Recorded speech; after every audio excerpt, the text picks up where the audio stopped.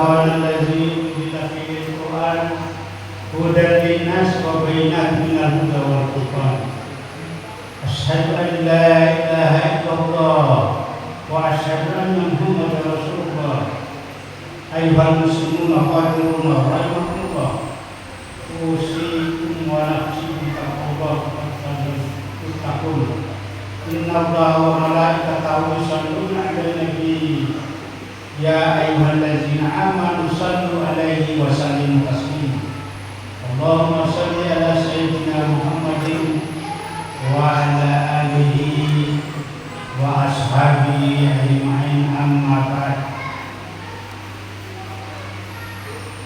قال الله تعالى في القرآن العظيم وهو أصدق القائلين أعوذ بالله من الشيطان الرجيم بسم الله الرحمن الرحيم اقرأ باسم ربك الذي خلق خلق الإنسان من علق اقرأ وربك الأكرم الذي علم بالقلم علم الإنسان ما لم يعلم Sadaqallahul Azim. Bapak-bapak, ibu-ibu, kaum muslimin sidang jamaah salat isya dan takbir sama-sama dirahmati dan dimuliakan oleh Allah Subhanahu wa taala. Pertama-tama marilah kita senantiasa memanjatkan puji syukur kehadirat Allah Subhanahu wa taala, Allah yang senantiasa memberikan rahmat, taufik dan hidayahnya kepada kita semua sehingga pada malam hari ini kita sama-sama hadir di masjid ini dalam rangka untuk melaksanakan salah satu kewajiban kita, yaitu melaksanakan sholat isya secara berjamaah dan insya Allah akan dilanjutkan dengan sholat tarawih secara berjamaah. Dan marilah kita tak lupa memberikan salam dan salawat kepada Nabiullah Muhammad SAW, Nabi yang diutus di bumi ini sebagai rahmatan lil alamin. Jamaah kami yang dimuliakan oleh Allah Subhanahu wa taala. Pada malam hari ini kita memasuki malam ke-17 Ramadan. Berarti ibadah puasa kita yang kita laksanakan sudah lebih separuh atau 16 hari. Itu kita bermohon dan mengharap kepada Allah Subhanahu wa taala, mudah-mudahan ibadah puasa kita dan seluruh aktivitas ibadah puasa kita dapat dijabah dan diterima oleh Allah Subhanahu wa taala.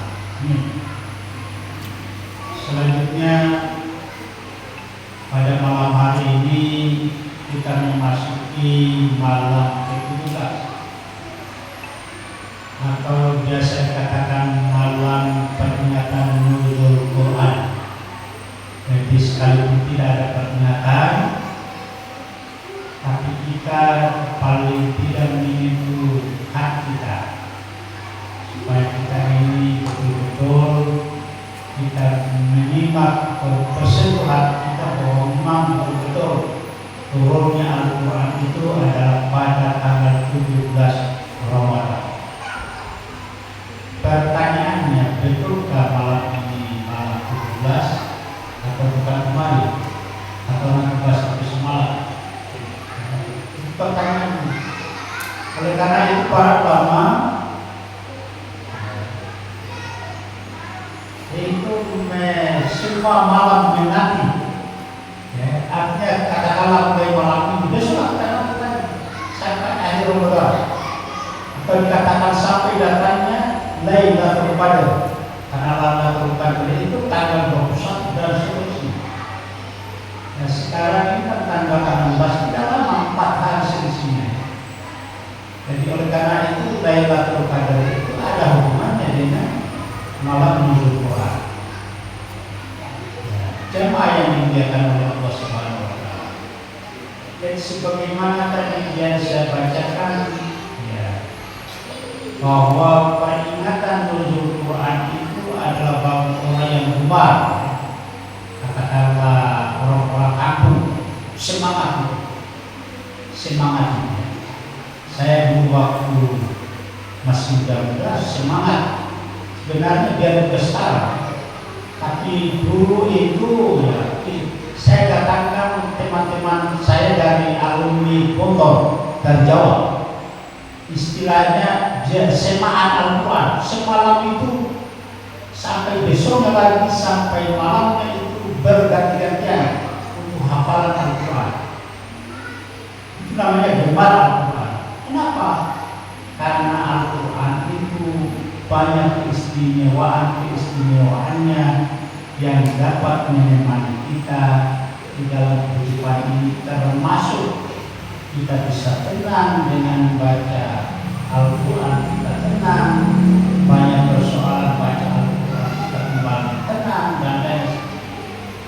Oleh karena itu tadi di awal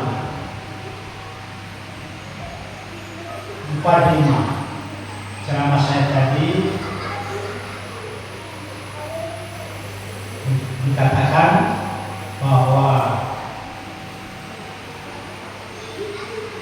turunnya Al-Quran itu ya, man shoma Ramadana, atau turunnya Al-Quran itu adalah sebagai petunjuk ya. Dia berbunyi sahar Ramadan, sahar Ramadan allazi unzila fihi al-Quran hudan linnas wa bayyinatin minal huda wal furqan, bahwa dengan turunnya Al-Quran itu adalah sebagai petunjuk, pedoman bagi kita semua. Petunjuk dan pedoman itu adalah sebagai tuntunan dalam kehidupan kita ini. Untuk apa? Supaya kita itu bisa membedakan mana yang baik, mana yang buruk, mana yang dilarang, mana yang dibolehkan, mana akhlaknya yang baik, mana akhlaknya tidak baik. Semua untuk membedakan, mengendalikan kita dalam untuk berbuat baik. Jadi oleh karena itu dalam kehidupan sehari-hari ini, marilah kita lestarikan qiraatul Quran. Pertanyaannya, sudahkah kita selama Ramadan ini membudayakan bacaan qiraatul Quran? Ya, contohnya sesudah salat Isya atau sesudah salat subuh kita membaca ayat Al-Quran, tidak usah terlalu banyak.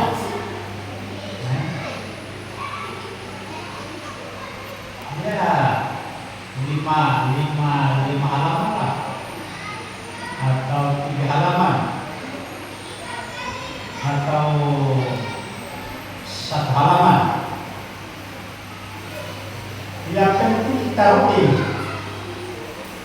karena dengan membaca Al-Quran hati kita tenang, terhindar dari kesusahan,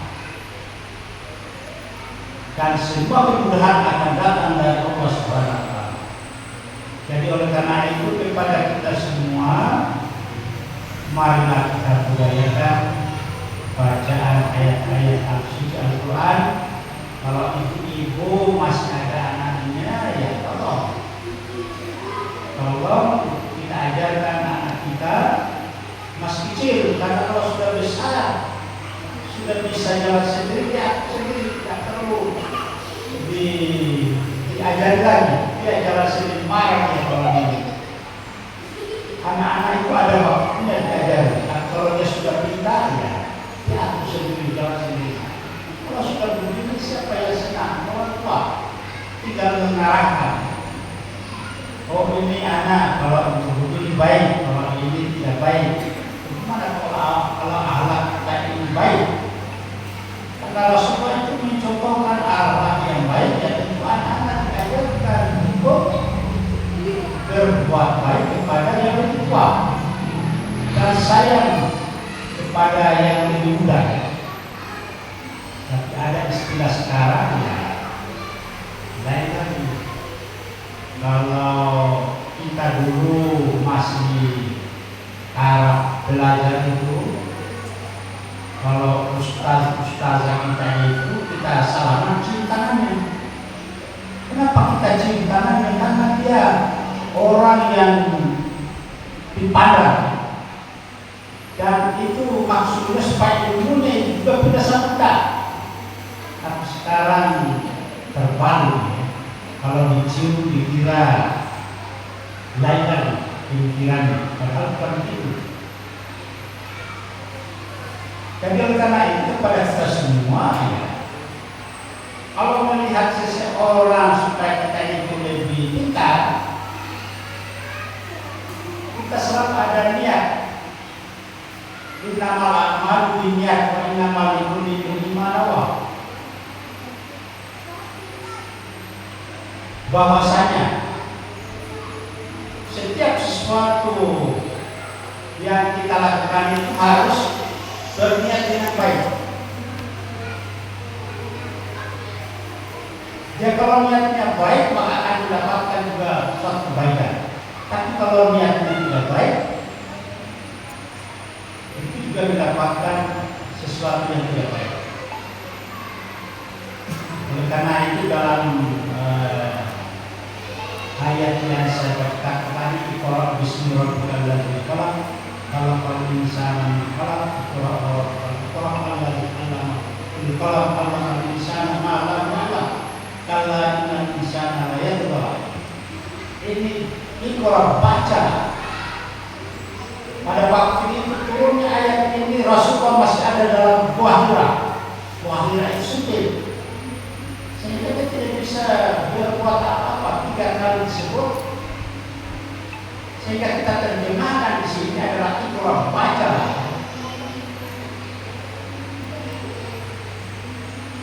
Sekalipun tidak ada tulisan di sekitar kita, tapi kita sudah bisa baca. Bahwa itu bersih. Siapa yang lakukan?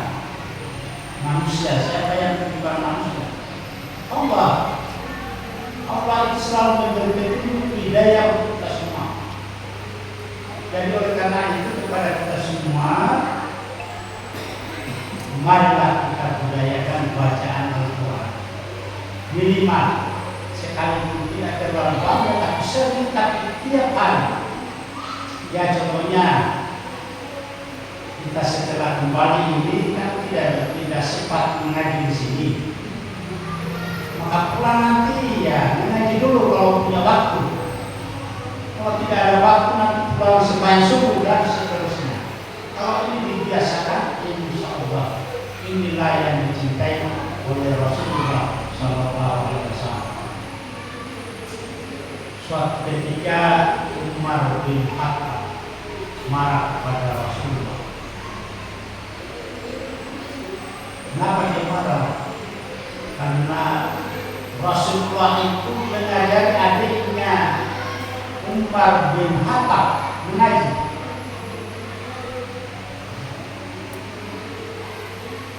Setelah dia mengaji, terus dia memeluk agama Islam, maka di Rasulullah itu diniati bahwa saya akan bunuh Rasulullah karena dia masukkan adik saya masuk Islam.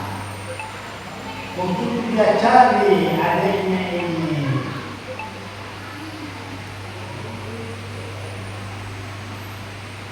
dia lagi mengaji. Itu Umar, adiknya Umar bin Khattab.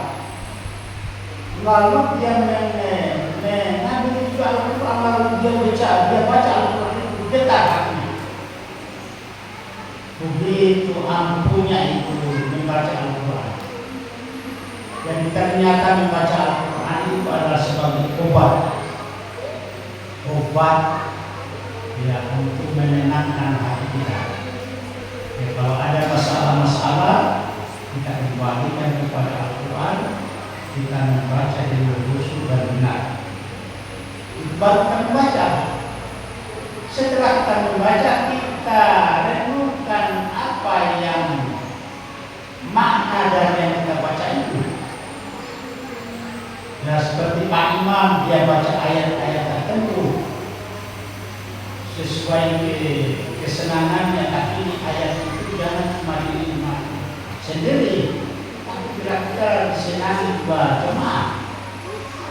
Dan kita tidak seharusnya harus menerjemahkan semua, tapi kata per kata, sehingga yang dimaksudkan Pak Imam itu tadi maksud sehingga lama akan bisa diterjemahkan secara keseluruhan. Pelan-pelan di dalam terjemah. Ya, dan kalau bisa Pak Imam itu suaranya seperti di Masjidil Haram dan di Mekah, Masjidil Haram dan Madinah. Tapi susah menuju ke sana kalau belum pernah sana. Tapi kalau imam saya yang masih muda, saya bilang dipertahankan. Kalau dia mengaji itu baca ayat seperti ada di Mekah dan Madinah. Kalau dia baca seperti saya berada di depan Ka'bah dan di Masjidnya Nabawi, karena lagunya persis, ayatnya juga menyentuh, tidak terlalu padat, bisa diterima oleh jamaah. Jadi oleh karena itu berkaitan dengan ini, karena turunnya Al-Quran, marilah kita semua menyimak, menghayati. Kalau ini kita sudah hayati dan menyimak, maka insya Allah hidup kita tenang, damai, bahagia. Tidak ada gangguan, selalu membawa ketenangan. Selalu Allah memberikan petunjuk jalan yang terbaik.